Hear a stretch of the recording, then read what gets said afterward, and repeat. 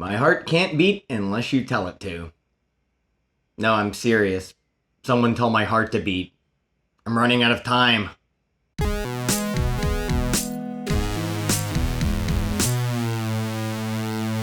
This movie was released in 2020.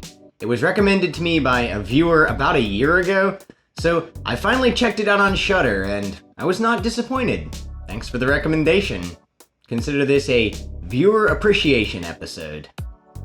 On Rotten Tomatoes, My Heart Can't Beat Unless You Tell It To has a really high critic score and a much lower audience score, which will make a lot of sense if you watch the movie.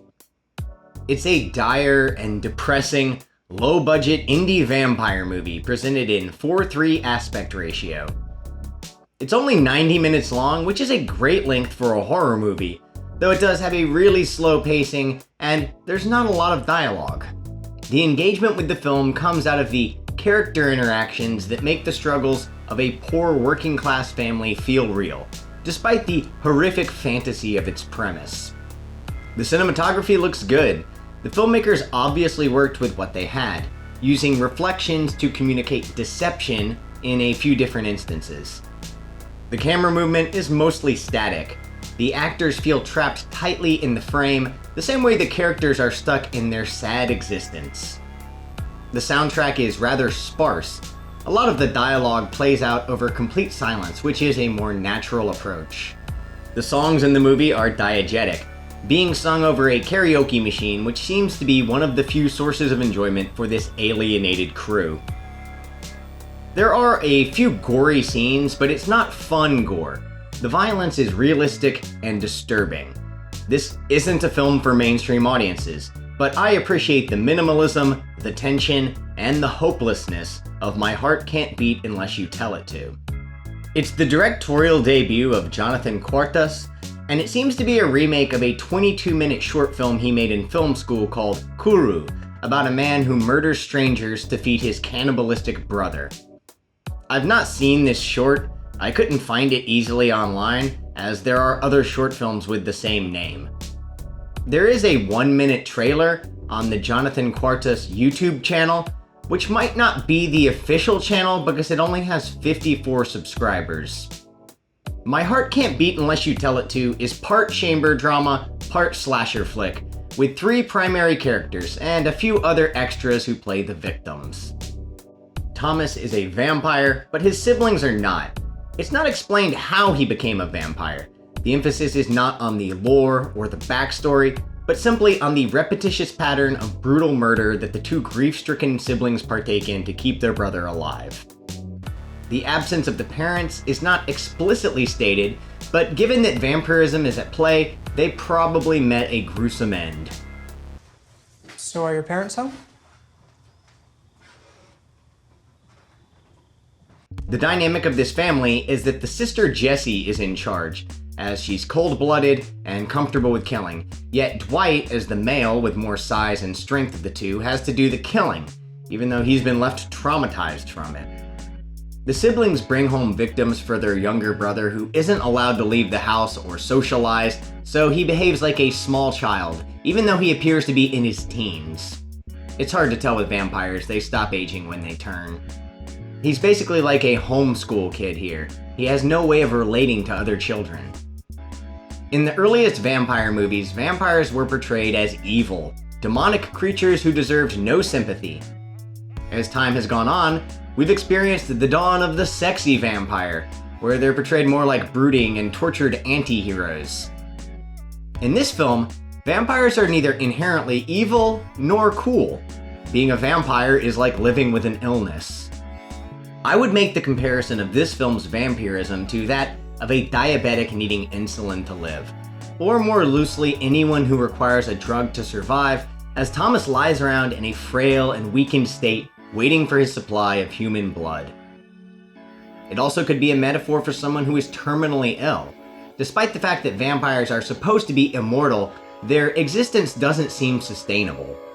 Thomas wants to have a social life, he's playful and creative. He's the most human character in the film, even though when he's drinking blood, his fingers curl up like he's Nosferatu. His older siblings Dwight and Jessie are trapped in a loop of tracking down victims to keep Thomas alive, These characters have a miserable existence, so it's a little miserable to watch them go about their lives. There are no easy answers for their existence. They don't have money or social connections, and they need a constant supply of fresh blood. I don't know about the going rate for blood because despite the way I look, I'm actually not a vampire.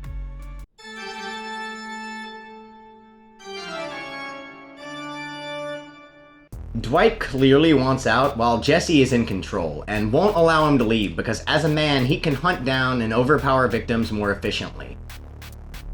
Jesse is emotionally broken, a sociopath who feels no sympathy, while Dwight still has a conscience, but it ends up making him less effective as a hunter. Though there are long scenes of silence, the characters are well developed and the acting is good from these leads. Each character is distinct in what they want. Thomas wants to make friends, so he finds a way to communicate with a neighbor boy. Imagine how scary it would be to see a door open up in the neighborhood, a kid throws a paper airplane out and then gets a sheet thrown over his head.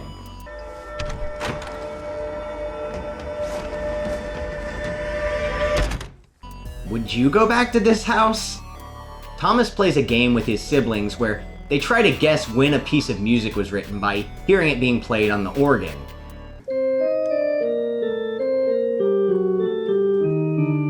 Oh, 1875. When the neighbor boy has no interest in this game, Thomas is completely confused by it. He has no way of knowing that kids don't listen to music from the 19th century. Thomas is gifted a karaoke machine at Christmas, or what he thinks is Christmas because there's no real concept of time when you're living in this house of trauma.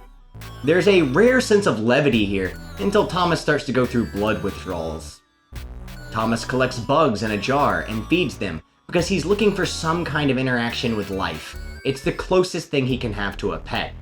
This movie is so hopeless because the characters aren't looking for a cure. They're not trying to get jobs at hospitals in order to steal blood. They've just accepted that they have to become vampires themselves, essentially, stalking and hunting strangers like serial killers in order to keep Thomas pure and uncorrupted. Jessie works at a diner, and when people are rude to her, she follows them home with the intent to murder them. You really should try smiling.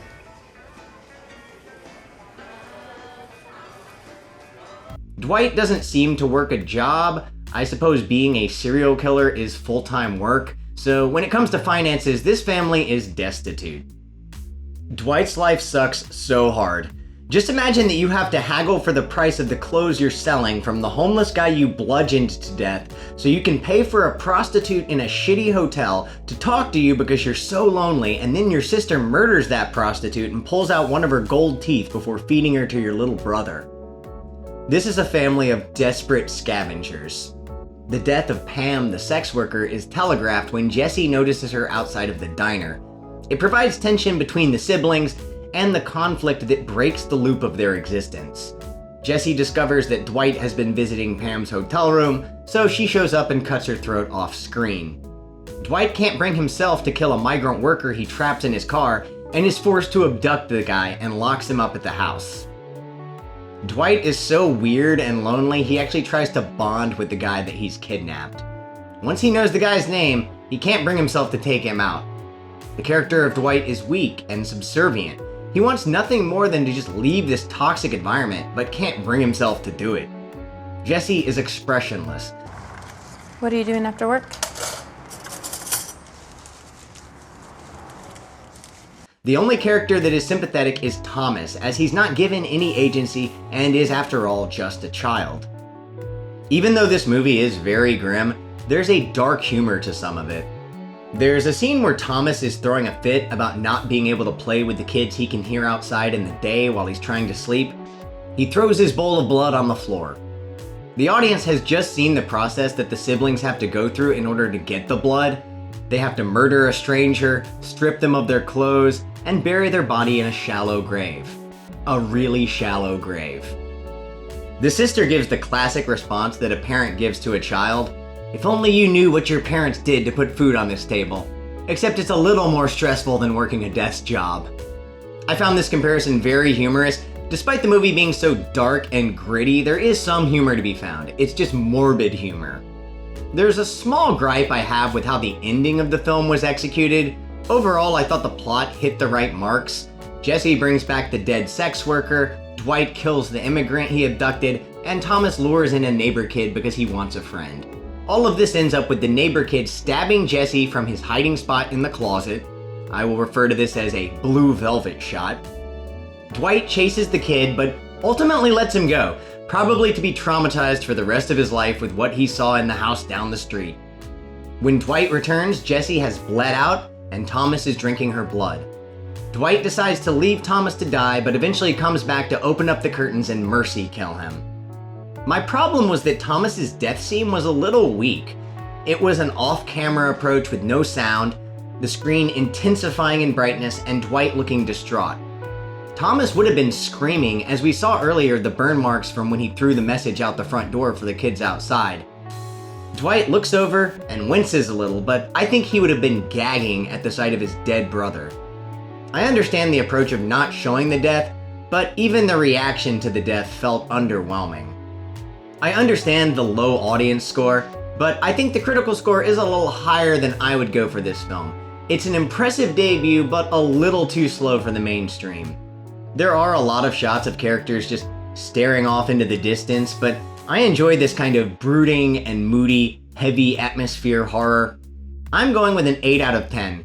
In the realm of directorial debut indie horror, I think this is great. It's one of my favorite movies out of what I've seen from 2020. It's not easy to find a lot of great films that came out in 2020. It's like no one wanted to release movies that year for some reason.